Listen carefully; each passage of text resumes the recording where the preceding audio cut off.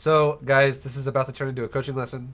So, I'm going to actually talk to the chat a little bit less and focus a bit more on the person I'm going to be coaching. This will be for an hour. So, yes. And then after the coaching lesson, I will probably actually go get on Warcraft 3. We'll see, though. We'll see what happens. All right, let's do the coaching. Let's coach. Hello. What up, dude? Yo, what up? I should probably mute the stream. Yeah, it'll make it easier for you. Otherwise, you'll be hearing a double echo of me. Very nice. Very That nice. wouldn't be so bad. So how you doing, dude? Pretty good. When I got the lessons, there really wasn't too much that I feel like I needed someone else to tell me. Until I came up with, I was thinking to work around like my strengths, and I really like all-inning people. Okay. Even though I feel like that's not the best thing to do. Yeah, if you But I want to play feel the like way. that's my strength. You know Yeah. what I mean? So I was just wondering if you could come up with builds like an like a pseudo all in kind of like a you can transition into something else build against all the races. Yeah. I have a build for every race that does that. Except for Zerg, I'm pretty comfortable on Zerg. Doing the usually ZVZ. I like to do the 5 to 6 drones on the natural, get the third, and then do the Ling Bane. You know what I mean? Yeah, that's totally fine. Yeah, the Korean style or whatever. So what I would tell you to do, if you want to be a all-inner, that can transition to macro if you need to. Otherwise, you just kill them with your all-in. Is Yeah, that's exactly what I want to do. yeah, you could do. There's two ways you can do it against Terran, and there's two ways you can do it against Protoss.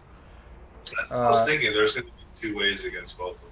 Yeah, I like was thinking that one build, that Ravager build that you do against the Terran. yeah, the that's what I was Proxy, gonna tell you. Yeah. I was Figured gonna. that'd be I'd show you how to do the 12 pool version of it, to where you just do it from your main and you just attack them with it, and then you can also do the proxy version where you build roaches and ravagers out of a proxy hatchery.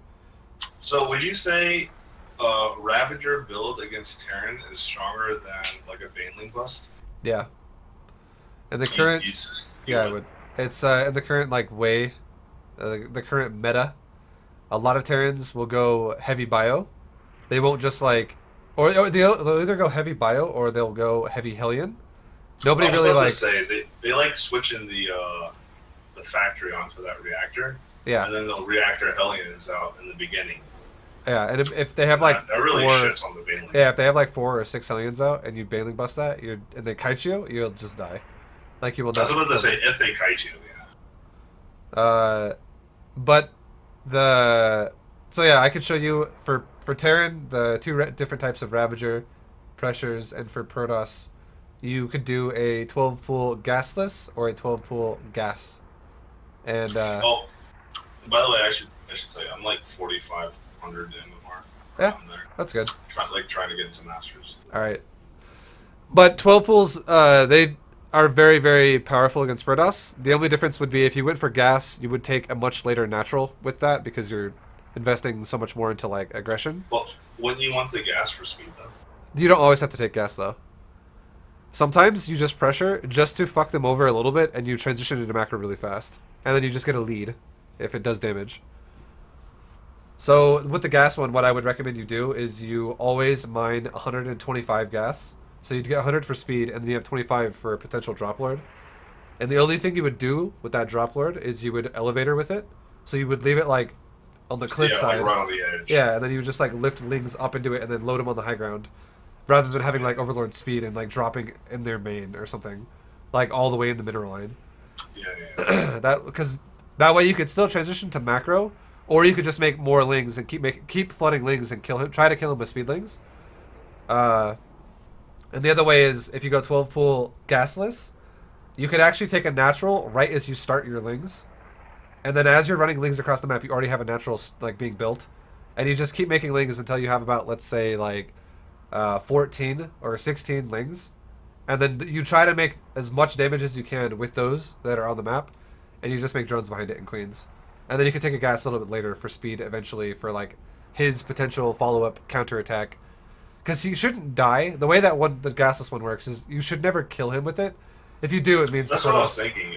It'd be really hard to outright kill someone. Yeah, if you did kill him with it, it would mean the Protoss made a huge mistake. But if you, what a lot of times will happen though is you'll kill probes, because you'll go for the pylon, he'll pull probes, and you'll kill a shitload of probes, like maybe like 8 probes or something, and you'll just have a drone lead the whole game after that.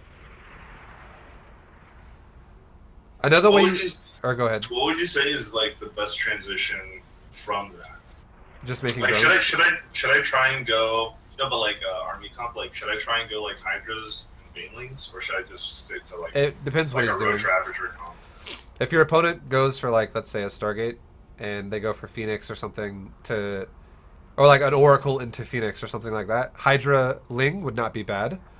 But if they went for like mass adepts and just hit you with like 12 adepts after dealing with your slowlings and turtling for a little bit, and they just counterattack you with a lot of gateways and a lot of adepts, going for Hydras would lose you the game because you wouldn't even have them out in time. Yeah, that makes sense. And I guess when I do the harass with the lings in the elevator, I kind of see if he have a Stargate. That's only if you take the gas. Seeing where he's going. Yeah, that'd only be if you take the gas. If you don't take gas, if you go just 12 pool version of it, you would just attack like straight up in the front door of his base and try to break down his wall and his production. Oh yeah, because it'd be before you could get out of Evo. Yeah, the 12 pool gasless lings hits faster than the gas lings because you take a gas. You don't even take a gas period, so you actually 12 pull it. The other one would be more like like a 12 gas into an 11 pool. There's one other way you could do it too against Protoss with the gasless style. It's something I've been doing over the last like week, and it's actually pretty hilarious how strong it is. And what I do is I 12 pull, and then I drone up to 14, make an overlord, and then I'll send lings gasless. Like I'll make lings off of gasless, and I'll send them across the map. But right when I start my spawning pool, I will actually take a drone off the mineral line, and I'll run over to his base with it, and I'll build it in his wall, like in the front of his base, to like kind of make it to where he can't really wall off as easily. I'll make it to where he like fucks his wall up basically, and then I'll let the hatchery finish. And when I send my lings across the map, I'll pull another 4 drones with them. And when the lings get across the map, the hatchery's pretty much finishing, and I'll make 4 drones just proxy spine crawlers right there with the lings that are already there now. And then I'll start making lings out of the proxy hatchery as well. And a lot of times what happens is I'll also make a queen out of it too. And a lot of times you just end up winning the game because you proxy spines in their base and the lings buy time for the spines to finish. It's pretty hilarious. It works a lot. That's bold as shit though.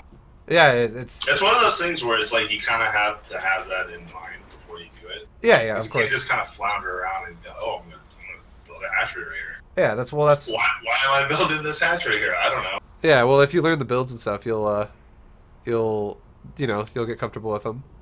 And then you can always try, like all these types of builds that are like this, they're all very aggressive, so they all commit pretty hard. Like other than like the 12 pool, make a hatchery defensively, and you're in your natural and transition quickly. All the other builds, like the Terran ones with the Ravagers and the speedling 12 pool shit, all these builds I'm talking about, they all are pretty all in. Like you don't just go, okay, if I do no damage, I just macro now. You have to do damage, which is what the build is designed to do. It's designed to do damage. So keep that in mind. Like if you don't do any damage, you'll honestly just lose the game if you just transition then, because you're now fucked.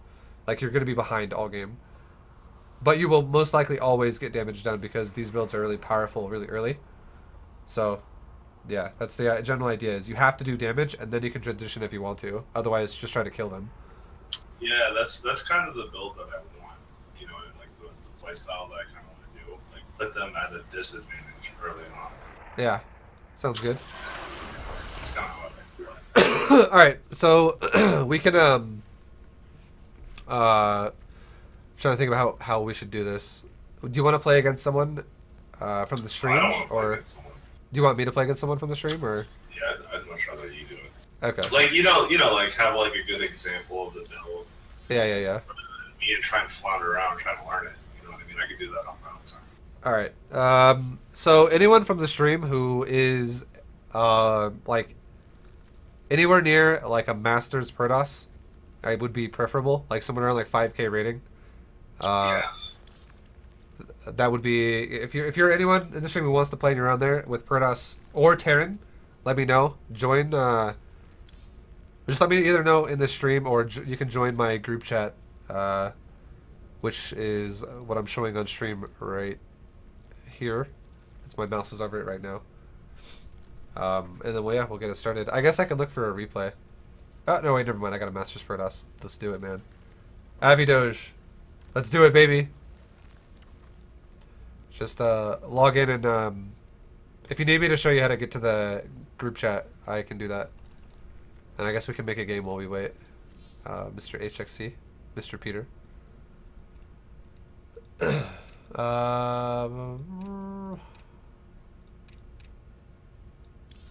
Wait, do you want me in the game? Yeah, you can watch it live. Oh, okay.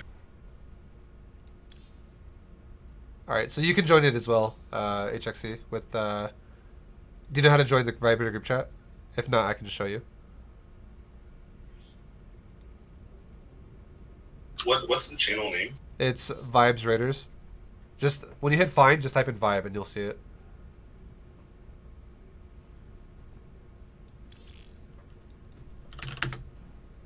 It's all one word. It's just Vibe apostrophe S Raiders.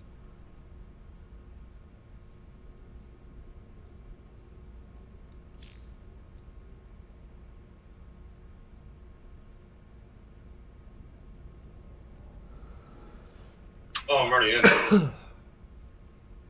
What's your name on BattleNet? Oh, I see you. I see you.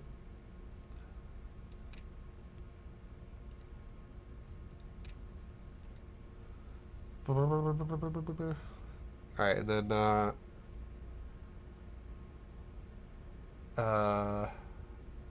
Avi Doge, let me know what your name is as well.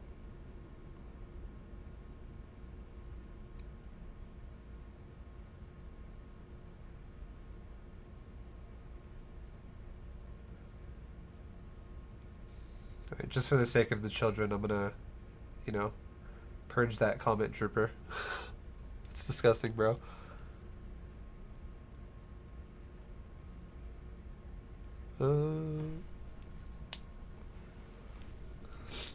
Alright, I'm gonna ban you for 8 hours because it seems like you want one.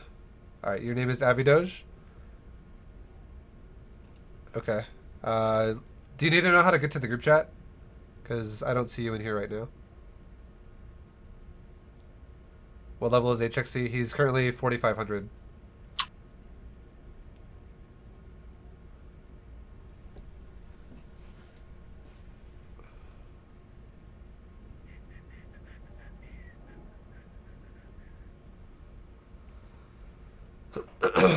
Alright, I'm gonna wait for Avi Doge for probably another like 30 seconds, but if he doesn't show up, is there anyone else who is around 5k MMR? That is a Terran or a Protoss. And Wham, I know you're not, so I'm not gonna invite you, dude.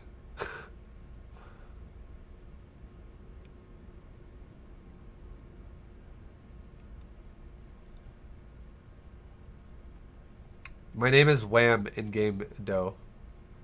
Oh, okay, well I'm not inviting Wham, so it's all good. I'm 3,800. Oh. Wham, I just played you fucking yesterday in your GM. Whatever, I'll invite you, it's fine. If I don't get anyone else, I'm not gonna just sit here. Alright, Wham, let's do it, man. Let's your quote unquote 5k MMR. We'll still make it work. Alright, he's Protoss. Let's do this. So right now the suit I'm playing is more than 5k. I already know that for sure. Well, that's good. So he's better than the guys that I would be playing. But what would you rather see? There's 3 builds, I guess, against Protoss. Build 1 would be 12, like a gas opener with speedlings, 12 pool, just all in aggression. Build 2 could be the Proxy Hatchery thing I was talking about with a gasless. And the third build could be gasless into a fast economy behind that because you take a natural. Yeah, the last one, the gasless into the okay.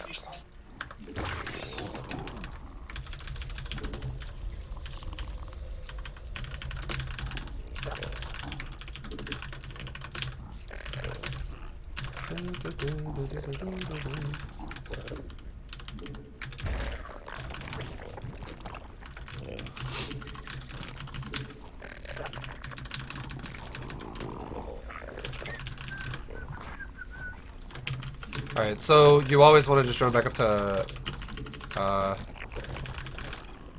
you know, 14.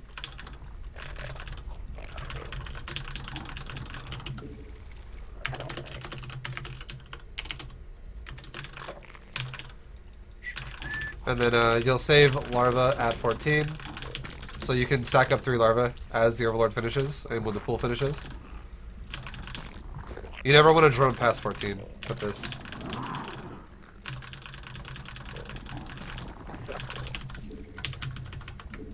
And then you should always try to attempt to take your natural before you start your queen. The Protoss might block you, but if they do, that means they're going to have less defense at home. So if they block you, I would just recommend taking a different base. Like, take your third as your natural, if that were to happen.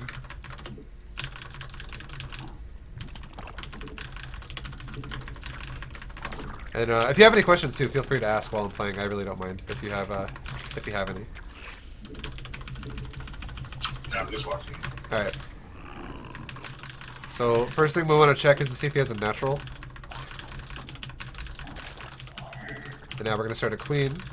Okay, there's that bit right there.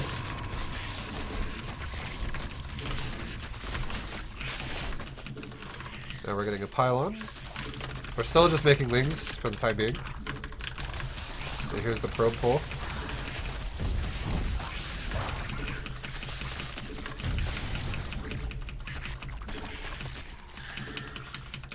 Go right back to attacking the pylon. Now you know, that's crazy. I always thought that an early Ling Rush wasn't good unless it had speed behind it. Yeah. But this, I don't know. Yeah, no, it's doing very well. Like, I've already killed like 3 probes or something.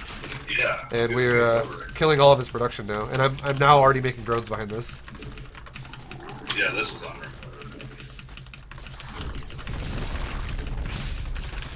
But could you do that, like the same thing on like a bigger map?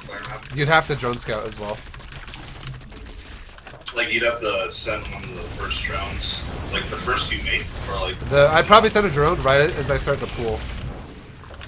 You don't want to really delay the pool by sending a drone out that early, because if you scout him way before you actually attack him, it's kind of like way before the lings are even made. It kind of all it does is waste your minerals. So you wouldn't want to scout him that quick, but yeah, a good time to do is just when you start the pool, then you can go scout with a drone. Oh, okay. And we're just still being annoying, killing more buildings. We force an overcharge. And if you look at the drone cut right now, we're probably a bit ahead right now. So he's got a Twilight Council. It looks like he might go Adepts. Or possibly he might even rush a Dark Templar or something. See, when I see a Twilight Council, I always think like a Dark Templar or something. It could be. But we don't see a Robo yet either. And also he's on 1 base, so it's going to be really hard to do Archon drop with Dark Templar. But wouldn't he have a Robo with the Adept push? He doesn't always have to have one now. It's more common, like a forward pylon or something. He could, yeah. But if he has a forward pylon, there will be no pressure of the Warp Prism though, because the Warp Prism is what makes it actually scary.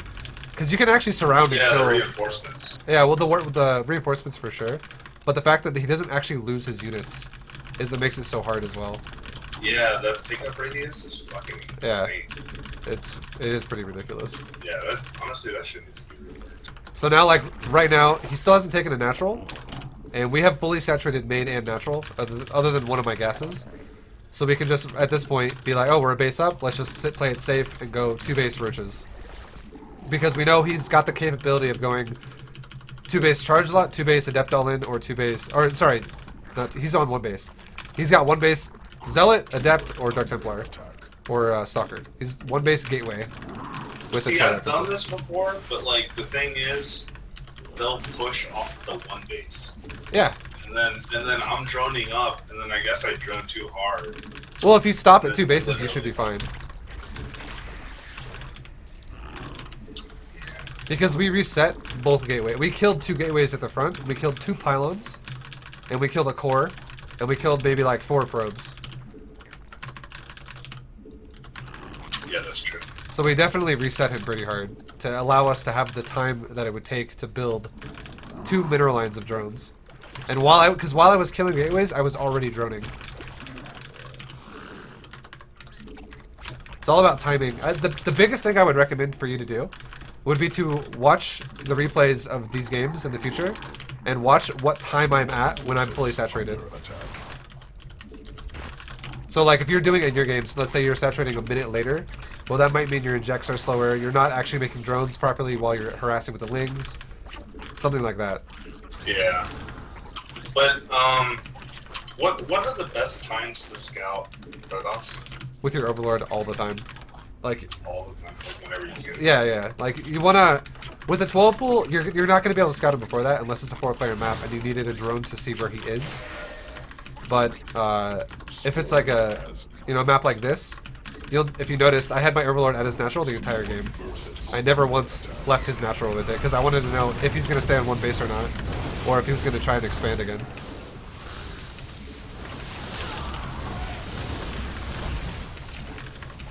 There we go. We just broke his ramp. And we played to what was like the best possible situation for us, which was we saw he was going Twilight Council. So a good reaction to Twilight Council is Roach, because Roach counters most of that.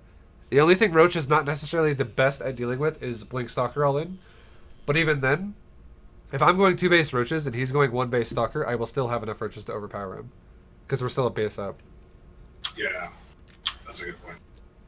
I don't know. I think Hydras are better than they are against Protoss.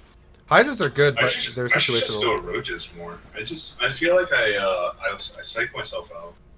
Yeah, a Roach one-on-one will fight better than a Hydra will against an Adept. And the current meta for Legacy of the Void is a lot of people go Adept. Adept is like the most popular gateway unit made in this game right now.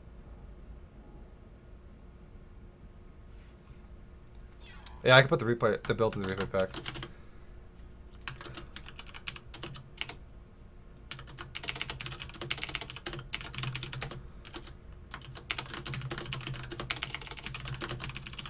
Okay. So that was that one. Would you like to see that again? Like another example of it, maybe against someone else? Or would you like to just go into something else, like a different build entirely? Like a gas version or something? I was thinking more like a drop build. Like, like the elevator build you were talking about. Okay, yeah, so the gas version. You only would do the elevator if you're going for gas. Don't ever do that if you're going to do gasless lings, like slow Yeah, lings. you said 125, right? Yep. So you have 100 for gas, then you have 25 for the drop lord, and that's all you need. And if you stop mining at gas after that, you can still transition into macro, but it will require more aggression for you to like get shit done. You don't want to keep mining gas for banelings though. No, it's a waste. See, that's where I'm going around.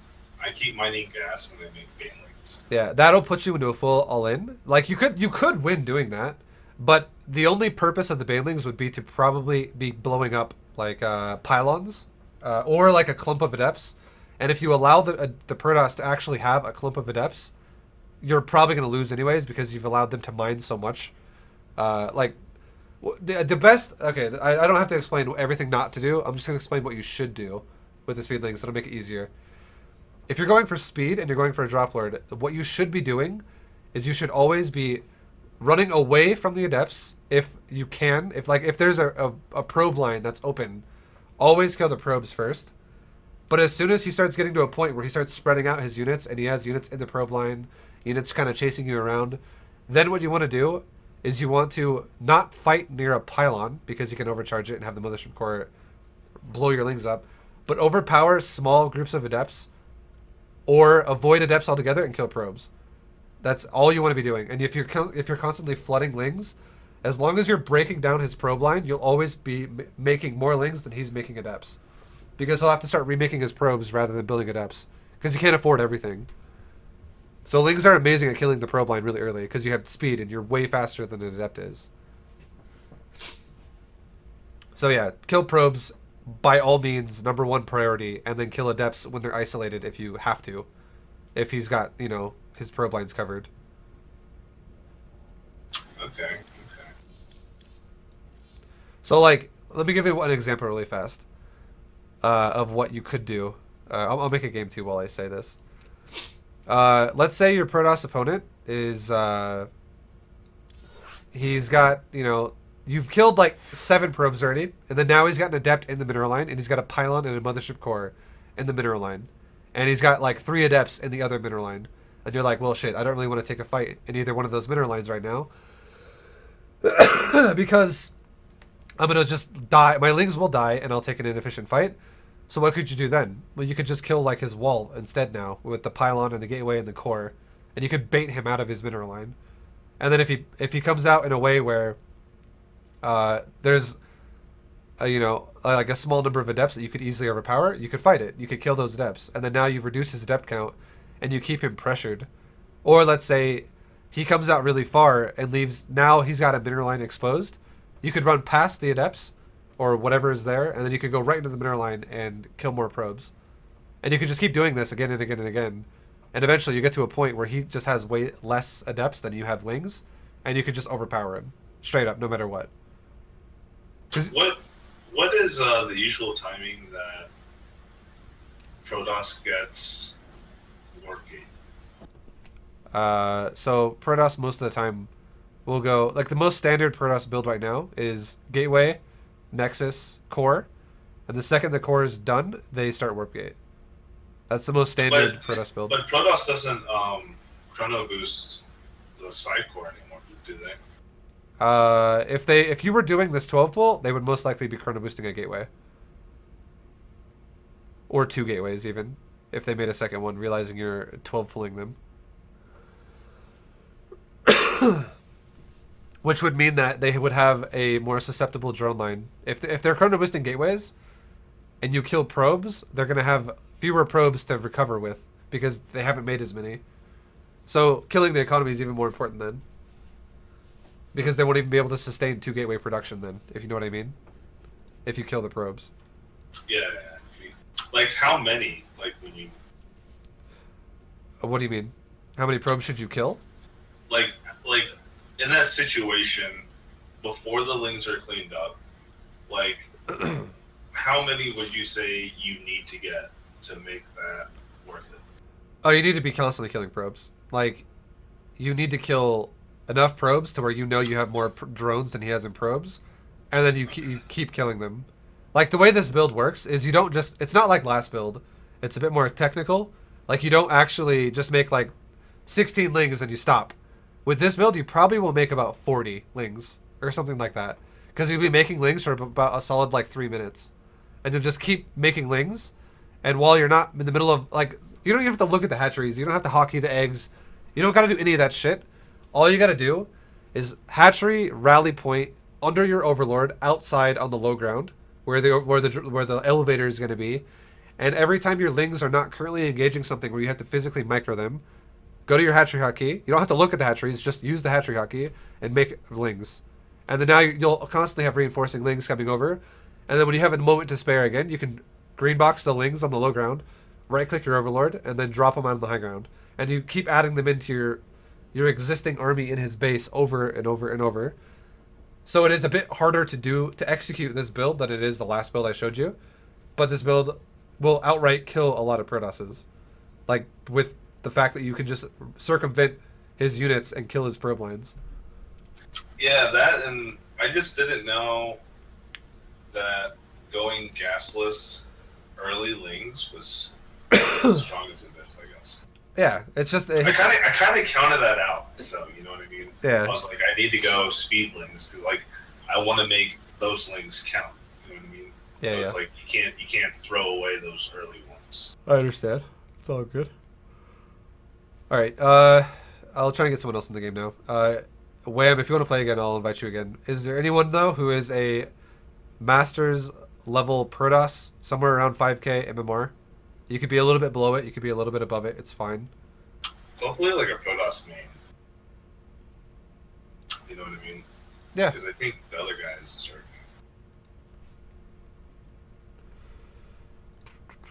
Oh, that's the one unfortunate thing, though. With my stream, I'm going to get most Zerg mains. So. I know. But,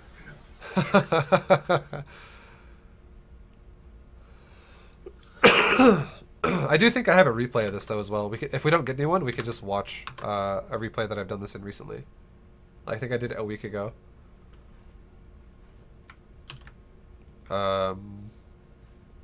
So yeah, if you guys, anyone in here, Masters level Protoss equals Silver Zerg. I'm gonna look at my my replay pack really fast for this most recent week.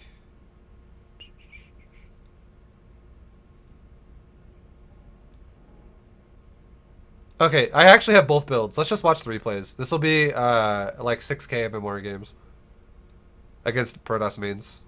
Oh shit, I just logged out. My bad. I gotta put the replay pack in my folder though.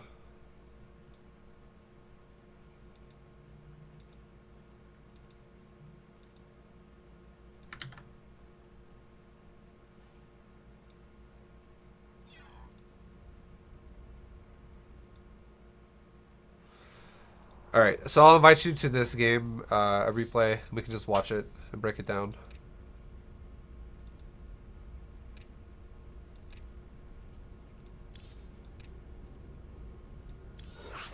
Alright, so this will be the Overlord elevator build. The one with the gas. And you'll see what it kind of looks like. So the goal here would be, I'm going to take a gas and a pool pretty early in the... I don't want to take the gas like right off the bat because it'll slow down how quickly I can get the pool. But ideally I should be taking the gas when I'm near like probably 180 minerals, or I could just build a drone first and go 1312. That also would work. It would delay a little bit though. So like, but yeah, I would say ideally what you should do is just go like save up to 200 minerals, build your pool of gas at the same time pretty much. And there you go. I saved 200 minerals, built a pool, and then I'll build a gas right after. I should be building a gas any second now. okay, so you don't build a drone right off the bat. Yeah, well, 12 pool. You want to build the pool as quick as possible because you want your lings to get across the map as quick as possible. Do I 14 gas this shit? That's kind of late. I would not recommend 14 gassing it.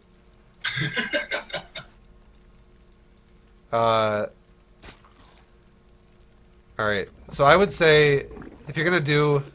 this is Overlord Elevator. It said it on the replay file. If you're gonna do a Overlord Elevator build, you could... Jesus, I'm like stuttering. You could go 12 pool, 11 gas. That could be an easy way to do it. I would not recommend waiting until this long to make your gas. That was pretty delayed. I think this game I was kind of like, I don't know, maybe, okay, sure. But yeah, don't take your gas that late. Take it right after you take the pool. But at least the lings will still be getting there quickly because it is a 12 pool. And then we'll speed it up a little bit just to get past the beginning here now. To get to the point where I'm actually fighting him.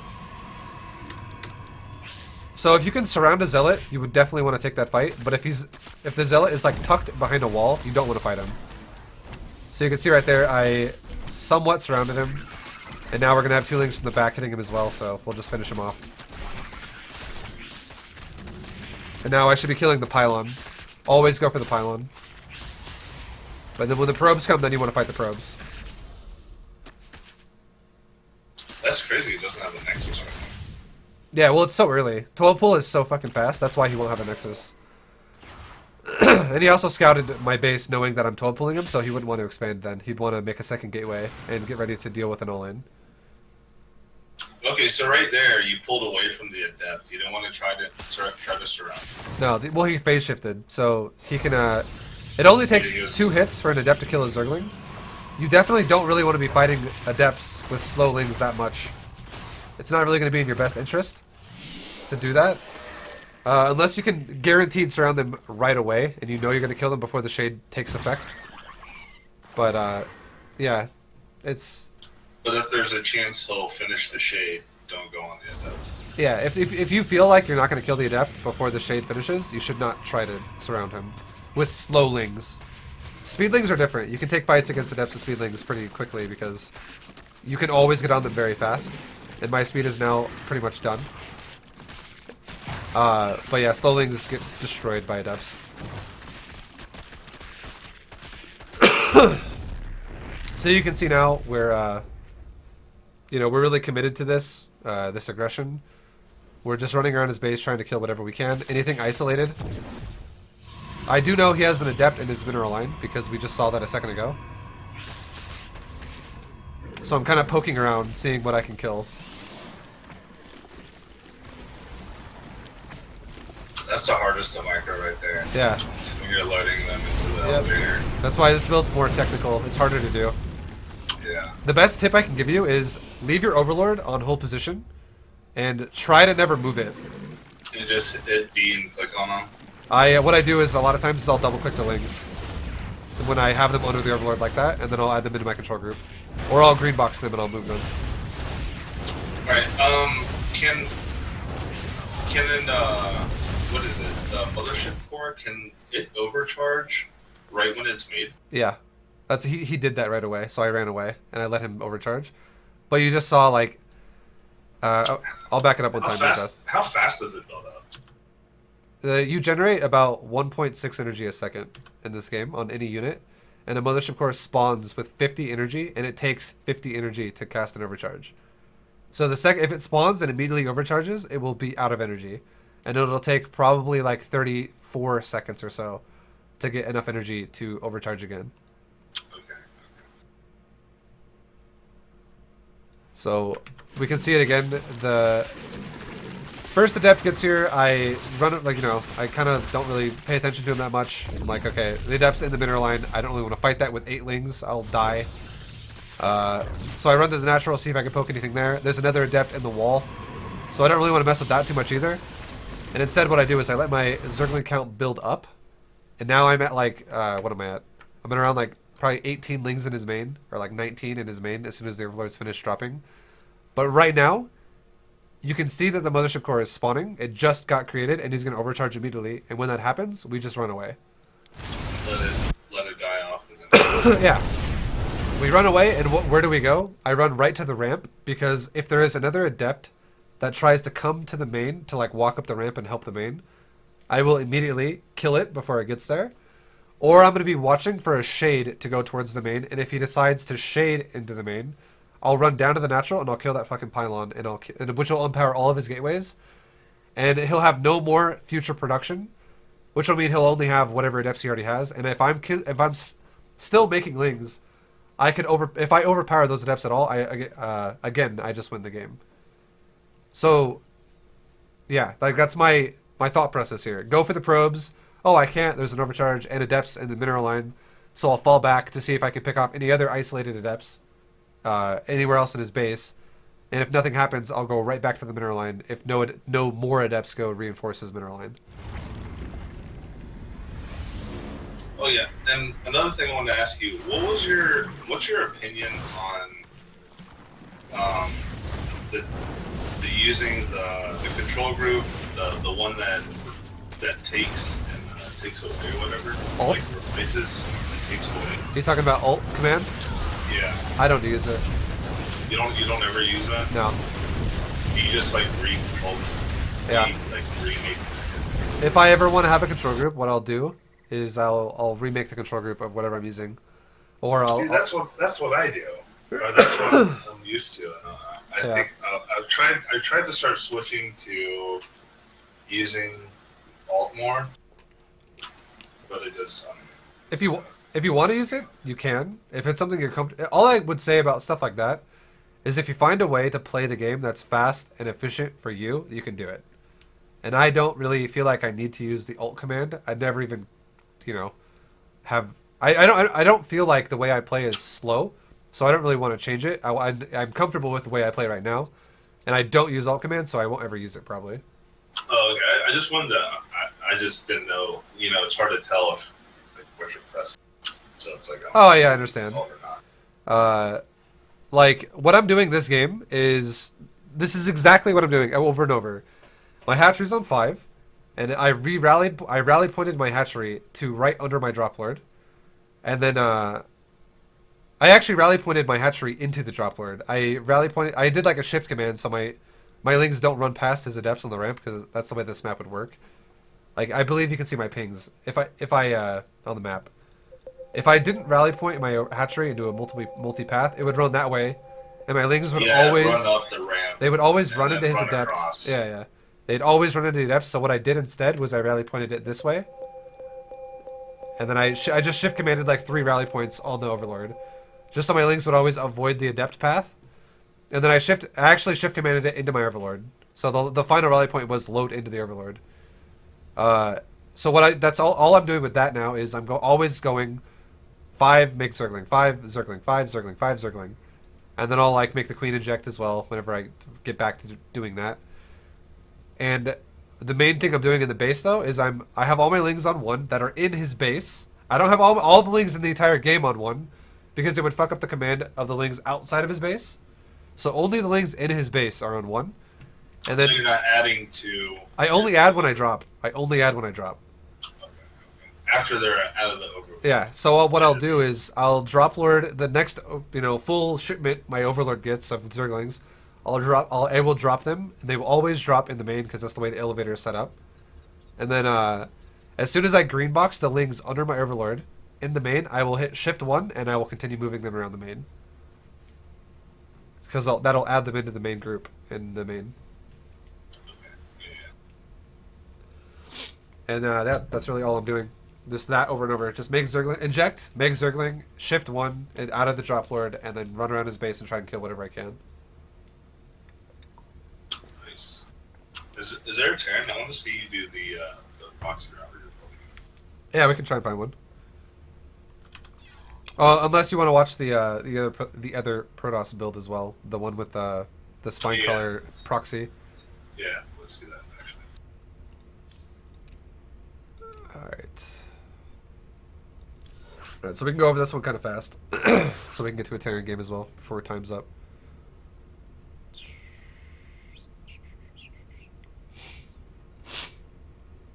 Alright, I just made the game. Are you still in the last game? I don't see you in chat yet.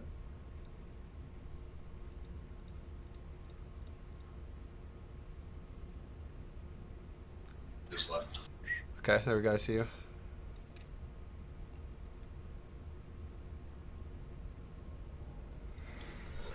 Alright, so this one, once again, it's gasless, but as soon as I build the pool, I should be sending a drone really soon after that to his base so that my proxy hatch finishes around around the time my pool's done so that I can immediately start spines and immediately start making lings at his base and a queen.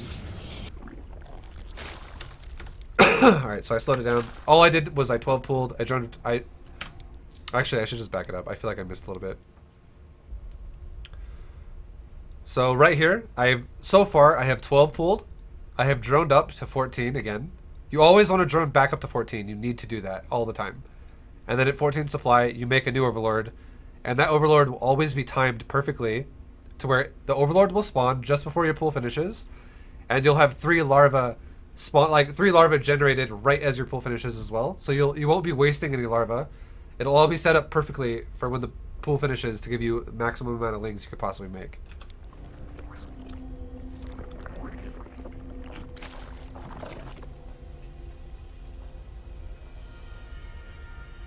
And my drone is already going to his base. As soon as my drone gets there, again, I want to build it somewhere in his wall that's going to make it really annoying for him to defend this. So like right there, my Zerglings can now squeeze around all like every single angle of that hatchery, and it makes it to where he'd have to like spend much more of a wall to fill it in, and it would make his wall really ugly and would make it more exposed to where my lings could easily pick off parts of his wall because it's not so like condensed anymore. It's just really spread out. And then on top of that, the lings will be being spawned in his base because the hatchery always spawns larvae on the bottom. So the lings will be spawning right above that pylon out of that new hatchery I just made. Would this work with like I guess a smaller ramp? A small ramp? Yeah, because isn't this map like one of the biggest ramps they have? Well, if he were to have built on his ramp, it would be totally different. I could then build the hatchery like on the side on the high ground or something if I wanted to really go for it. But it would be a bit scary to do it. Yeah, I wouldn't like in his base. Yeah, it would be. You could still do it because if he pulls probes and he attacks the hatchery, it'll really reduce the amount of mining he has. And at worst case scenario, you could just cancel the hatchery right before it dies. And because the only way that would happen is if he pulled probes. But if he pulls probes to kill the hatchery, the lings are going to be way more potent when they get there because he'll have just less overall. Yeah, because he won't be mining. but if he doesn't pull probes to kill the hatchery, you could still make this work even if you built on the ramp. Okay. It's not always gonna work. Someone could obviously have a good defense, but yeah, it could.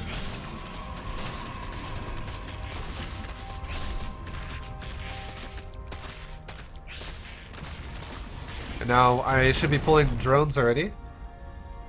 They should be on their way like right now. It's a little bit late. I'm focusing a bit on the lings right now, I guess. So I'm killing the zealot. There's actually a second zealot. So he's dealing with this pretty well so far.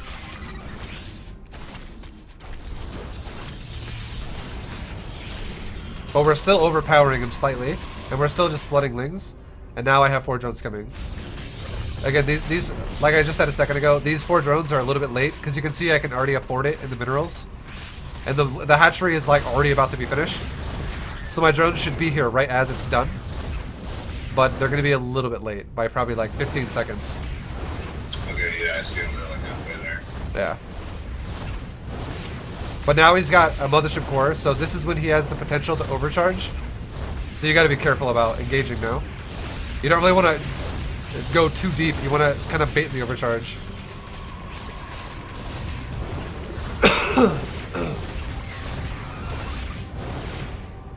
And he's really saving it. He's playing really well. This is a high level. I was about to say that. Yeah. This is almost like the best you could almost do. And he killed 2 of my spines. But look at our ling count though. We've still been just massing lings and flooding. And now we have quite a bit that are over here. And we're just making another queen out of the hatchery. And he even now has a second overcharge. So we'll just kind of get away from it for a second. We'll keep gathering more lings. Does it take 3 to kill a hatchery? 3 overcharges? What do you? Yeah. It would take. That'll never really happen because a lot of times there will be units as well around.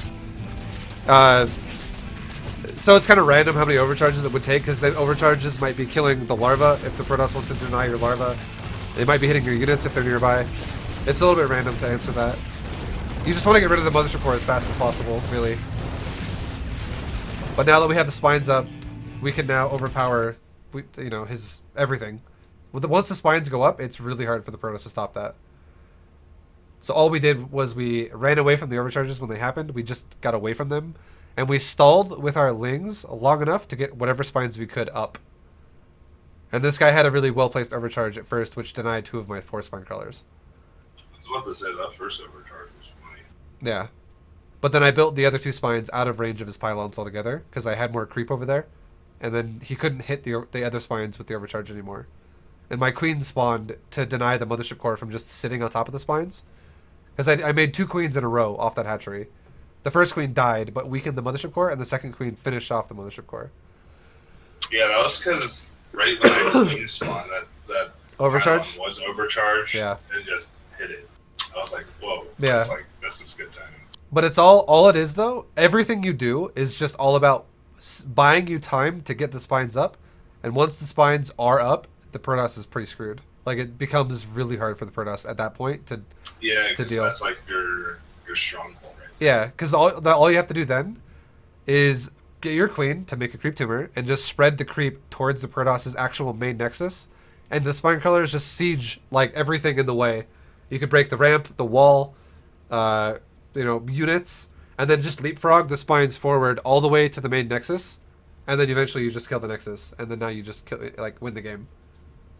So this build's very all in. So you could do this from the bottom of the ramp up the ramp, you're saying? You could build the hatchery on the bottom of the ramp if you wanted to, yes. But ideally, you would want it in the main. I would say, honestly, the best place you could put the hatchery, if the Protoss was building on the ramp right there with like a gate and a core and like one adept blocking the doorway, your drone would get there before the adept is even out to build the hatchery. Before a zealot is even made, to be honest. Like, your lings would be getting there to cover the hatchery in the first place. But you would want to build the hatchery on the side of his production on the high ground. I would definitely say put it on the high ground. Like to cover the last bit of the hole, or like on the other side? Like, let's just say, I wish I could draw here. If you watch my stream, I guess this would be the easiest way to show you. Just look at the stream. You don't have to unmute it. But look at my stream really fast for like visuals, I guess, because I'll use my mouse to show you what I mean. So if the pylon was right here, and if the gateway was right there, blocking off that doorway right there, and the core was right here, blocking off the rest of the ramp, and there's just one little tiny gap right there for like a zealot to stand in, or a adept, you could have your first drone in his base before his zealot is actually even built yet, and you could be building a hatchery like right there. Or like right here or something, just off the side of the core.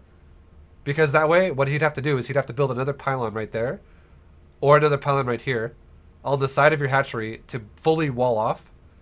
But what that would do is it would give you a room to actually use right here, where he can't actually hit you unless he makes all of his units there. And if he makes all of his units there, what you can do is you can just pick apart his gateway from like the ramp area right here. Or you could just overpower the fucking zealot with your zerglings and just take control of this area right here. Because all you gotta do is like, you could have lings attacking the zealot right there, 2 at a time. And every time one of your lings gets hit twice, you just pull it back. And a new ling takes its place.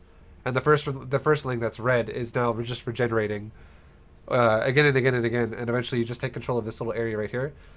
But overall, what this does is it will give you creep on the ramp to where he cannot rebuild and re-wall anything. So you do break down what he has in this area, and you build lings not only in front of his base that are coming up the ramp in this area right here, but lings will be spawning out of his main behind to flank in this area in the back over here. So you have multiple areas where you can work with and surround things like pylons. and then you'll still pull the forward drones. And if you build your hatchery close to the ramp, like let's say you build your hatchery right here on the side of the core, the creep will actually spread to the edge of the ramp right there, which will allow the creep to not only be on the high ground, but it will also be on the low ground over here. So you could proxy spine crawler, spine crawler, spine crawler, spine crawler on the low ground. And then if there's nothing left to kill in range of those spines, like no gateway, no core, because the lings have already killed it, let's say, you could then uproot them and move them up on the high ground with the creep and the spot and where your hatchery is and push forward. But at the very least, they could be killing stuff on the low ground in the back. Yeah, okay. That makes total sense. Yeah, it is, I will say this though, it is harder to execute it if you do try to do the high ground version of it. This is the easier way to do it when the Protoss tries to just take their natural right away. But a lot of Protosses do this on a lot of maps. Unless it's a map like that, whatever the fuck one it's called. I can't remember the name of it, but it's where you have like a free natural from your main ramp. Like you have like a pocket natural. Maps like that might not be as good to do this build on because you'll always be fighting on the ramp then. But on maps like this, where their natural is down on the low ground, it's definitely more powerful. Alright. Any other questions about that one? No, you actually explained it all. Alright, let's try and do a Terran game. Alright, yo, any Terrans in the world, in my stream right now, that are about Masters level. You could be a little bit above it, that's totally fine. that would be willing to play a game really fast.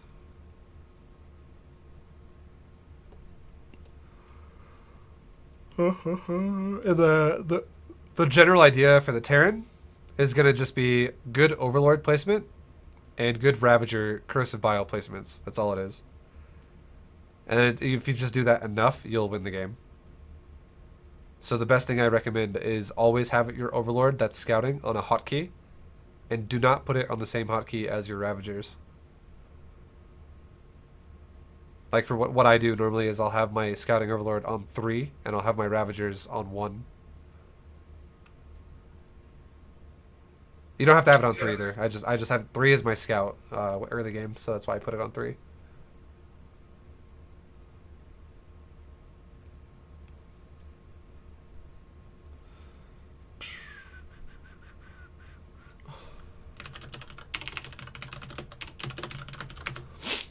I guess I could also show you a replay again too, if we can't find anyone. I'm pretty sure I've done some ZVT all-ins with this.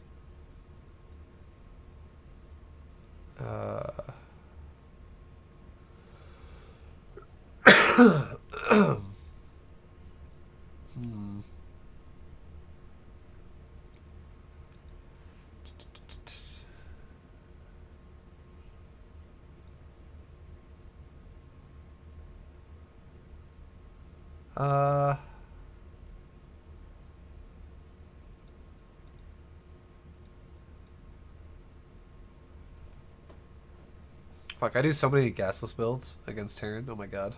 Do that a lot.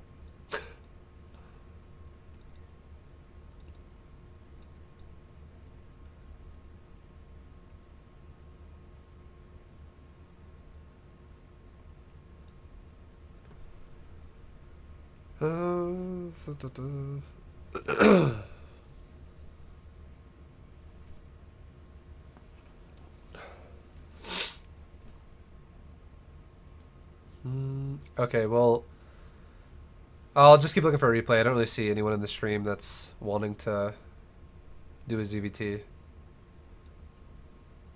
I know I have some of these replays. I save this stuff all the time.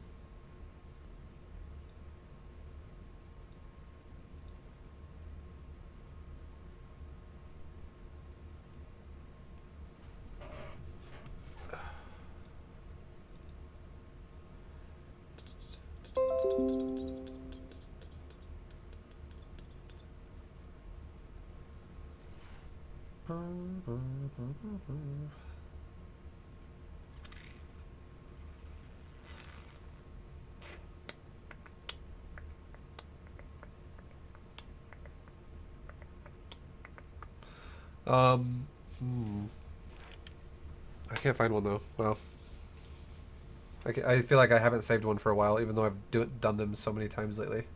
Like I've done that 12 pool Ravager pressure against Terran so many times lately, like probably 8 times in the last week, and I guess I didn't save a single one. I don't know why, but every time I try it, like the Terran builds up enough to deflect it. Here, let's do this actually. I want to see you actually play a game. Let's do a 1v1 where I will be the Terran and you attempt to do the Ravager, whatever type of Ravager pressure you want to do. And then after that we can watch the replay together and I'll talk to you about it and tell you what's going on with it. And yeah. I do have replays though of that, so I will, and also I can even play some more and save them specifically for this exact purpose to like put in the replay pack for you specifically. Okay, give me a second.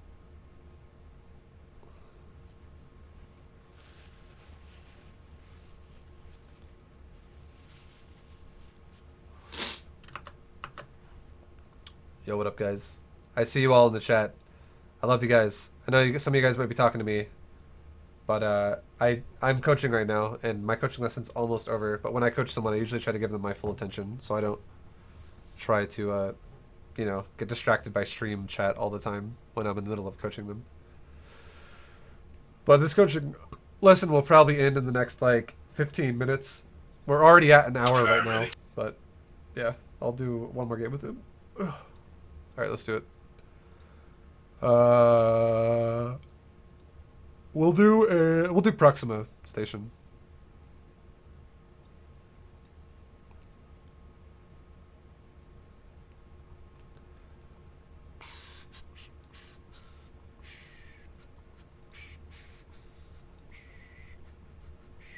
And I'll just do like a really standard Terran build.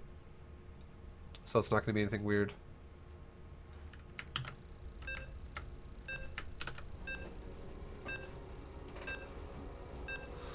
And if you have any questions as well about like the build order or anything like that, feel free to ask and I'll tell you.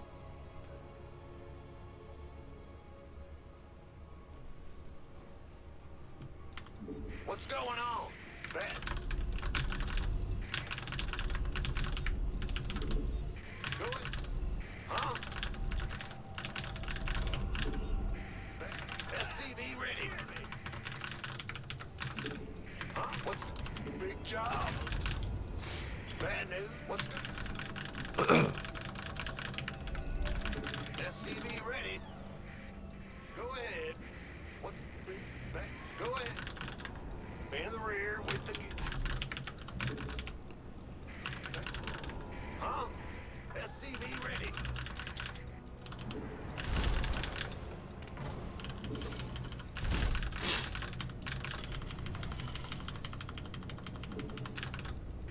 Ah!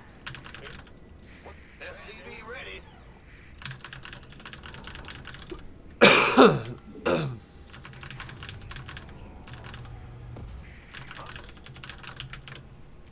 SCV ready.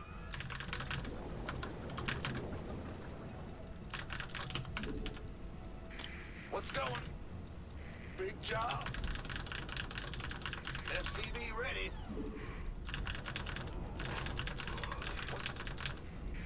In. Ah. Big job. SCV ready.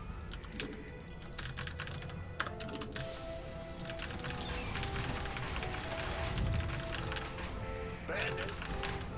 Huh? Huh?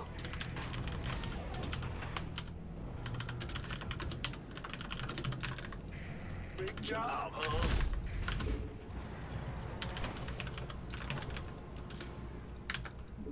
Uh-huh.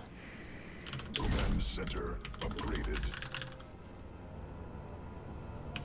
The Grand Reaper has arrived. Oh, what? You want something? What's going on? SCV ready. Yeah. I'm listening. Ah!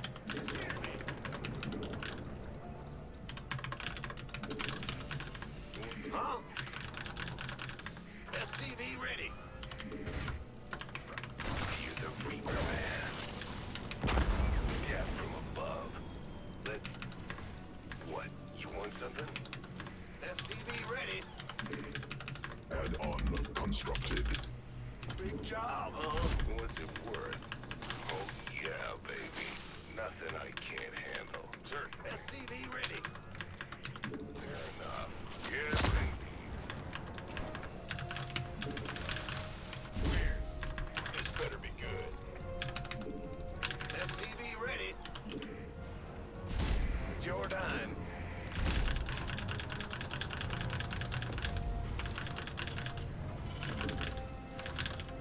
SCV ready. Add-on.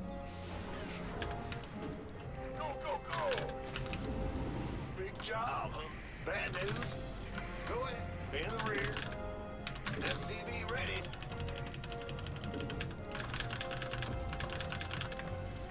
Ah! Huh? Base under siege. Gangway. Command center upgraded. What's going on? This better be good. Huh? Bad news?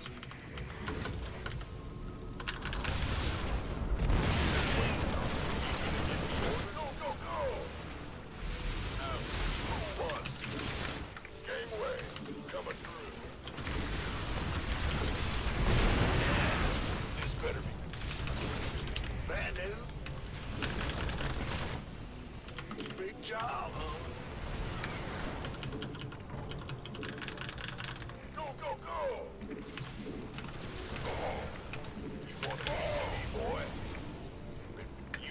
In the rear.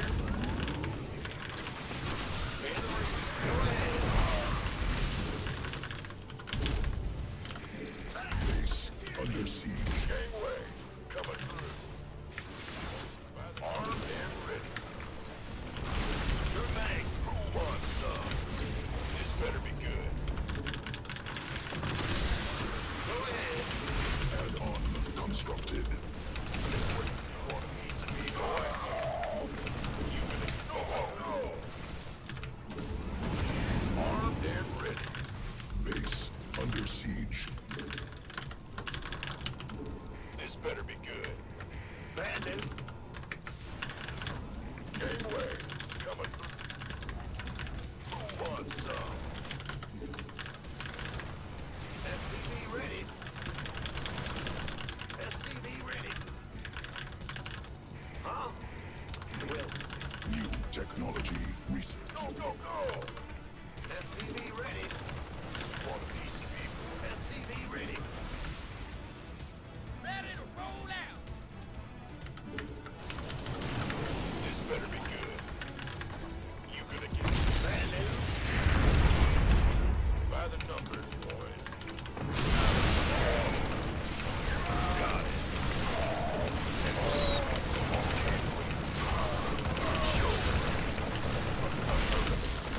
Yeah, that's game over. See, this is just about how I go right here. The one mistake I think you're making is you're attacking the bunker too many times with your actual Ravagers, and you're taking too much damage. That's what I was thinking. I should have been attacking the barracks. Well, you should attack any building. If you actually want to use your auto attack, which is a good idea, to attack a building, never be within range to be shot by a bunker. The only time you want to engage the bunker with your auto attacks is if you have enough to actually overpower it immediately, where like you know 100% you're gonna blow it up with your corrosive bile as well. How many Ravagers is that to kill a bunker? You need about like 6 or 7. 6 or 7. Yeah, like if you have 6 or 7 Ravagers and you have like 2 or 3 Roaches, you can. So don't go for the bunker if I don't have at least 6 or 7. Yeah, like you could still nuke the side of the bunker, and you could just, like you could nuke between buildings because it makes the Terran have to repair more shit all the time. Like how you killed the first 2 depots in the reactor, you're always gonna get those. That's like a guarantee. So it's good that you kill those. But then when it gets down to the point to where it's like a barracks now and a bunker and another bunker, Yeah, that's where it's like I pretty much lose the game Yeah. because of the decisions right there. just allow your Ravagers to shoot the Ball bunker. right there. Yeah, you just want to like shoot whatever the hell is on the outside that's not a bunker. So like the barracks, for instance, and it would force me to lift it off if I didn't want to lose it, or otherwise I would lose it. But then while you're doing that, you just nuke between buildings, so get as much damage as you can. So if like a bunker is touching the barracks, nuke the center of that, and then just like back up a little bit and keep attacking the barracks or whatever. And once you have like 7 Ravagers, you can then move up the ramp and do something like you can move in and nuke all around the bunker so I can't repair it. Like you can nuke like 3 on the bottom, 3 on the left or some shit. And then all the nukes fall in the bunker, and you're also attacking it with your Ravagers at the same exact time, and it will blow the bunker up. And you can do it again on another bunker and another bunker. And you only have to do it like 2 times usually. Most Terrans only build like 2 bunkers, maybe 3 max. And if you break the bunkers like that, you win the game. But what ended up happening with your Ravagers is you would go up the ramp and you would shoot the bunkers with your corrosive vials, but not actually commit with everything to actually overpower the bunker and blow it up. Yeah, because I felt like if I went up the ramp, they would just all die. Yeah, that's why you have to be really, precise about it early on. Because if you take every single time you engage a bunker, but you don't actually kill it, you fall further behind because all your Ravagers get softened up more and more. That's it. So every time you're That's gonna what I was engage a gonna say. bunker, you gotta kill it. Okay. That's So like after you corrosive bile, like go in and kill it. you can keep this in mind though. You can corrosive bile a bunker out of range of being shot by the bunker. You won't get shot by the bunker if you corrosive bile the edge of it, and you can corrosive bile the edge of a bunker and like a barracks together. So you can not take any damage at all corrosive biling, but if you're gonna auto attack the bunker and get in range of the bunker to shoot you, you have to fucking kill it, or otherwise you're taking free damage. Because the Terran will just repair the bunker and your Ravagers will just get softened up and eventually die. Because you lost like 3 Ravagers before actually before I committed down the ramp and killed all the rest. Yeah. Because a bunker with Marines has 6 range, and a corrosive bile can be 8 range if you nuke the edge of it. So you have more range on corrosive bile than a bunker does with Marines in it.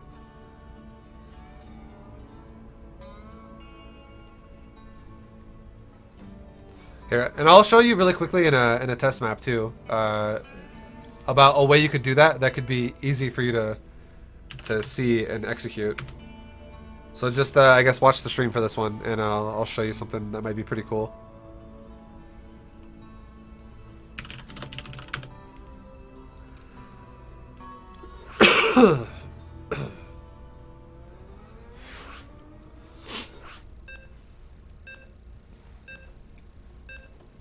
And yo, Dismal Kitty, thank you for the sub as well, by the way. Sorry, I'm in the middle of a coaching lesson, but I do appreciate the sub. Alright. Alright,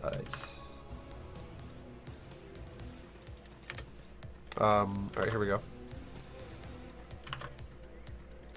So, I'll make Ravagers. And then I'll make a bunker. SCV ready. Gangway coming through. Go, go, go. Move it. Sure thing. Who wants some? Armed and ready. This may want a piece of me, boy.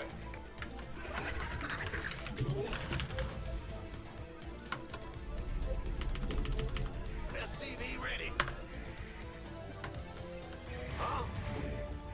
Oh, nice. This is a cool map. You like Yeah. testing out different scenarios and stuff. Yeah, it makes it really easy. So we're gonna pretend that I'm trying to break up the ramp here, and I got Ravagers and whatever, and then there's Marines up at the top of the high ground, and they're just waiting to defend. So if you engage up the ramp, I need an Overlord actually. Research complete. Just make an overseer to get over there faster. Okay. So if you have your Ravagers on the bottom of the ramp and you tell them to attack move, and then while they're attack moving, you then tell them to corrosive bile, this is the incorrect way to do it. Because what'll happen is you will be shot by the bunker every time. So if I attack move and then I'm like, okay, let's corrosive bile. And then I'm like, okay, back up.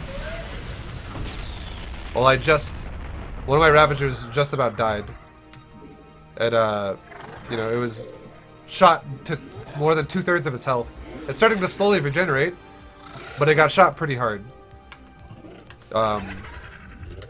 So the correct way to do it would be something like this. Let's say I have vision. You should always have vision with an Overlord. You should never walk up a ramp blind. But now I can see where the bunker is. This is the best thing I can recommend. This is to everyone, not just HXC, the guy I'm coaching right now. Anyone who wants to execute something like this properly, this is what you should do. Get a hotkey that goes on this right here, okay? Go to Global, go to Unit Management, and go to this thing right here. It's called Choose Ability or AI Target. Put a hotkey on this that you want something to... this is called a Rapid Fire hotkey. Put something on this that you're comfortable using. Mine is T. Now, once you've done that, again, you got to put it on this button right here. And left mouse button is a default. Do not remove that. Because if you remove that, you can't actually click the screen to cast abilities anymore. But you can bind an alternate to it, which is T. And now go to Zerg, and you can do whatever army position, like army unit you want to use with this with. Put T on that hotkey as well. So you can see Ravager, Corrosive Bile is C, but if I open it up, I also bound T to it. So not only can I cast it like normal Zerg players with C, click, C, click, C, click, C, click, I can just literally hold down the letter T, and they will go, like they'll just rapid fire it. And I'll show you what that looks like as an example. This is what normal Corrosive Bile looks like for a player. It looks like this. C click, C click, C click, C click, C click, C click. That's what normal Ravager Corrosive Bile looks like. But here's what rapid fire looks like. I just held down T and they all went, all of them at once. So instead of engaging a bunker and doing something like Alright, C-click, C-click, C-click, C-click, C-click, C-click. Run away.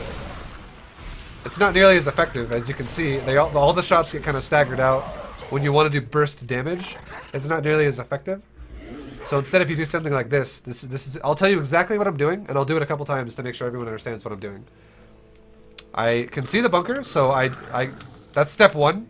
Have vision of the bunker. And in this game, obviously, I have vision of everything, but the way this game works is the left side cannot see right side, so it wouldn't actually work properly. So that's why I have an overseer here. This overseer belongs to this army on this side. So I can see it, okay? My units can see it.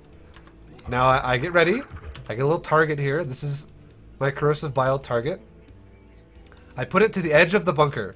Not in the center of it, not behind it. To the edge of it. This means all I want to do is I want to hit the edge of the bunker and then get the fuck away.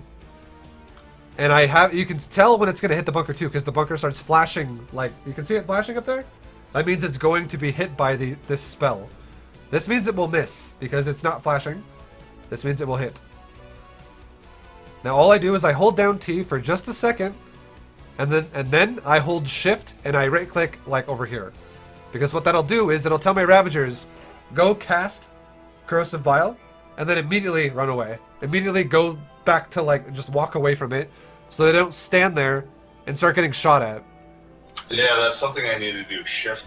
Yeah, and this is what it looks. Yeah, this is exactly what it looks like. Now they all shot Corrosive Vials and they just backed up.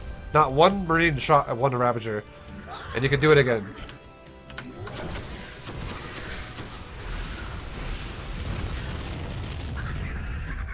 And then you could do it again. You could just do it over and over.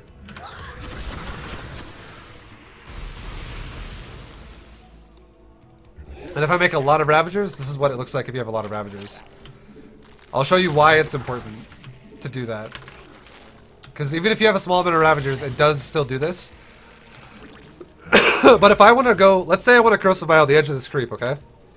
What's going to happen is my Ravagers in the front are going to get there, and they're going to cast it like that. And now Ravagers that come up behind them are going to be like, they're going to get here, and I'm going to be telling them to also cast Corrosive Bile, and instead of just casting it like this, they're not going to walk around. The units are not going to act like they're smart. What they'll do is they'll be like, what's the shortest path for me to Corrosive Bile that? They will push the Ravager in the front, back. They will push him forward, which a lot of times will make the Ravager in the front get pushed into combat, and it will make it get shot. So this is what it would look like. You'd be like, oh, cast Corrosive Bile. They'll push him forward. And then he'll get shot by a bunker or whatever. So, again, this is what it would look like if you have a lot of them. If you just tell them all to cast it, the ones in the front will get pushed further and further and further and further forward. Because the ones in the back want to cast it as well. So, you can see how close these ones in the front are. They just get pushed further forward. But this is what it looks like if you properly do it with shift command. Like, you gotta hold down rapid fire, literally only for like 2 seconds. You don't gotta hold it down for like 10 seconds. It just takes like 2 seconds. Or like a second. Because rapid fire literally looks like this. That's how many Corrosive Vials I just cast. I just cast like 35 Corrosive Vials with the letter T. That's how fast it does it.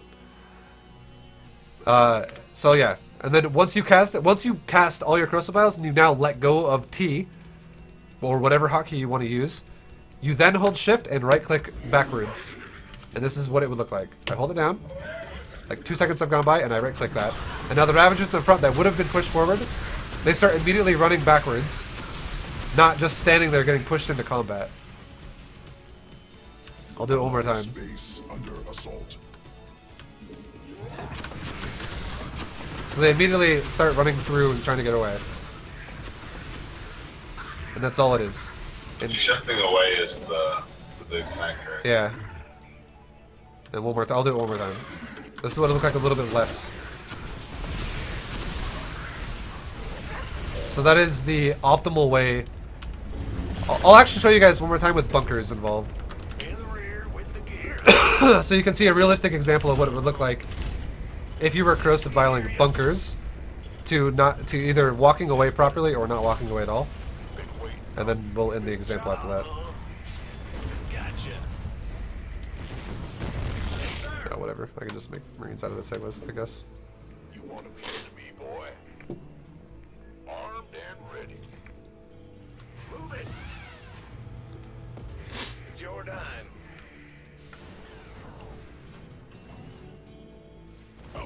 Forces in combat.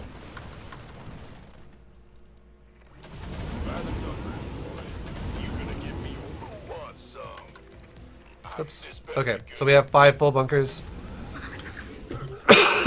Keep our overseer around here for vision. We can even make a changeling, actually. Just go in the back so I can have vision.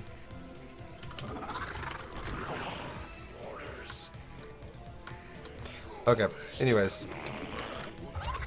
Now, once again, we'll grab the healthy Ravagers. If I were to be like, alright, let's corrosive bile the bunkers! And I'm just like, casting it all over the place, I will get shot on some of my Ravagers. And then I'm like, okay, time to back up. Okay, I might have killed a bunker, sure, because I have enough Ravagers to do it. But in reality, the Terran will always be repairing. For some reason, SCVs cannot repair in this game. I don't know why. They literally can't. Oh, it's because I have no minerals, that's why. But yeah. So that's what it looked like if I just didn't really use the shift command. I almost lost one Ravager and another one got shot to half health, basically. But now if I just do shift command, we can do it from this side, I guess, because why not? We'll kill 2 bunkers and we won't even take damage on any Ravagers. Hold on. I didn't mean to shoot it like that.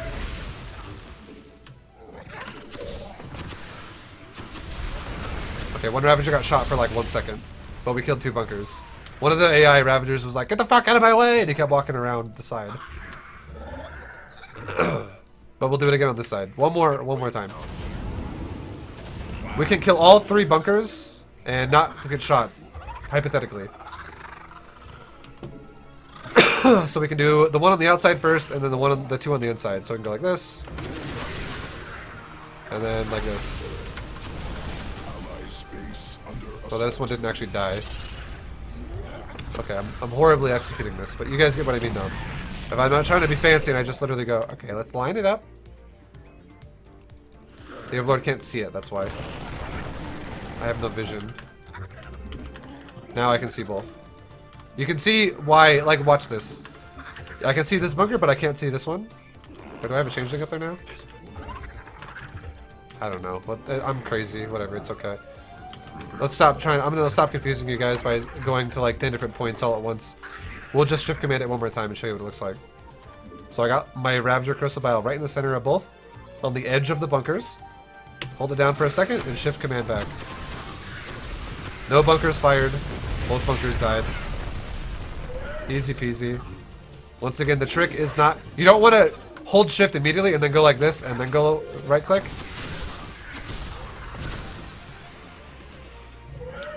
Actually,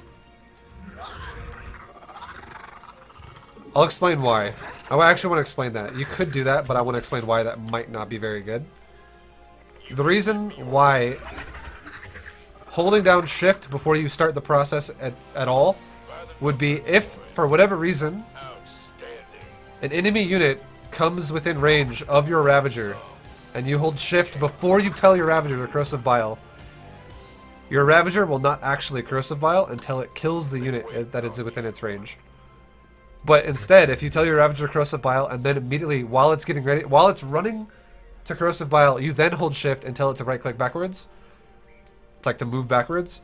It will always Corrosive Bile its target, and then it will run away. Because watch, I'll hold shift, and I'll say, go Corrosive Bile the core, and then run over here, and it won't do it until it kills the Marine. Now it'll go do it. It's the only reason why I don't like holding shift before, because if sometimes that happens. Sometimes like a unit will get in your range and it fucks up your whole command process, because now the Ravager is going to say, you're telling me shift means your queued up commands, and it's now current command is going, I gotta attack the unit that's in my face. But if you have the same thing and you're like, I want to Corrosive Bile that, I don't know, whatever, I want to go Corrosive Bile this, and then I'm gonna run away.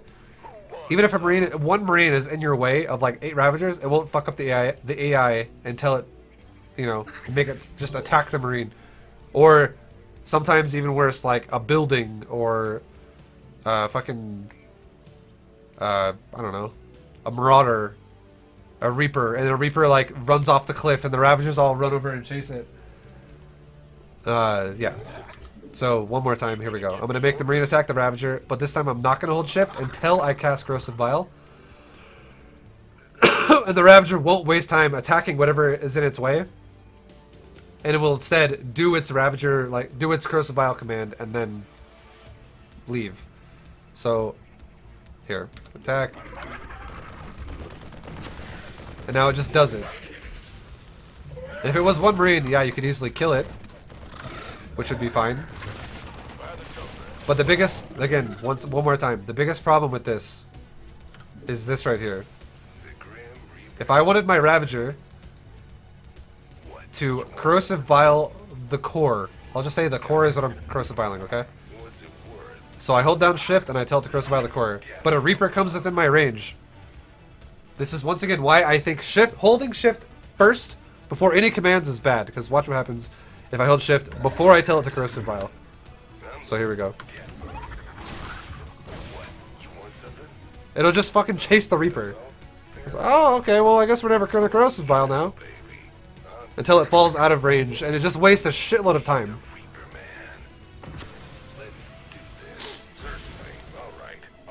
All shift does is it queues up future commands. And if your Ravager already has a command like attack the Reaper, it will do that until the job is done in one way or another. And the reason why it eventually went back and did it is because the Reaper ran away far enough to fall out of vision of the Ravager. So you can see why I think that's bad. I don't like holding shift before I do it, because there are random things that can fuck your units up. Like, for instance, this is actually a really good example. I'm going to show you one more. This is a realistic one that could fuck you over.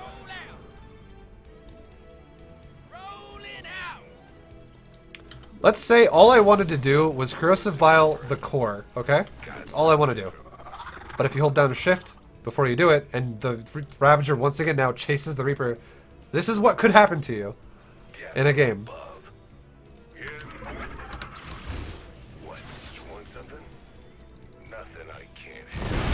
He could lure you into fucking enemy tanks and shit. Or enemy units that could kill you. It's something that could kill you. You could be lured into it if you do it the wrong way. But if I do it the right way, which is what I'll do now, my Ravager won't give a shit if there's a Reaper there or not. So a Reaper comes in and I go like this.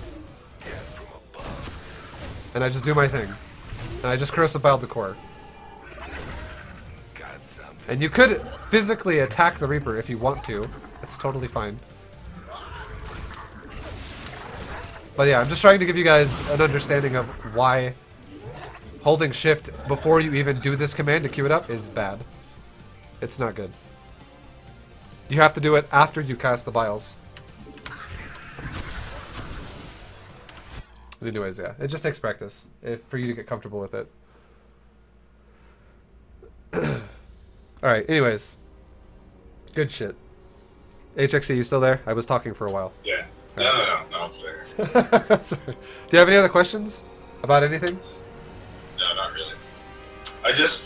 Could you send me a replay of the Terran ones, the Proxy and the early bull? Yeah, I tell you what, I'm gonna just go play 2 games right now, and I'm gonna leave if they're Zerg or Protoss.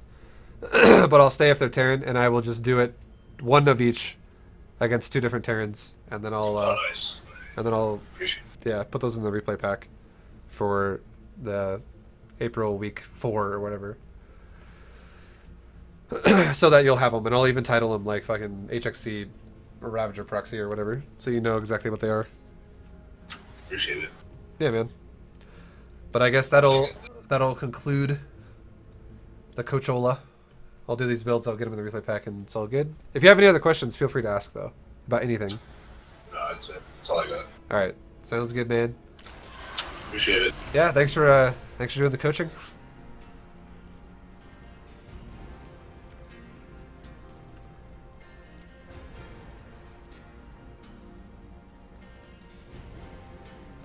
Alright, coaching lesson is over, boys.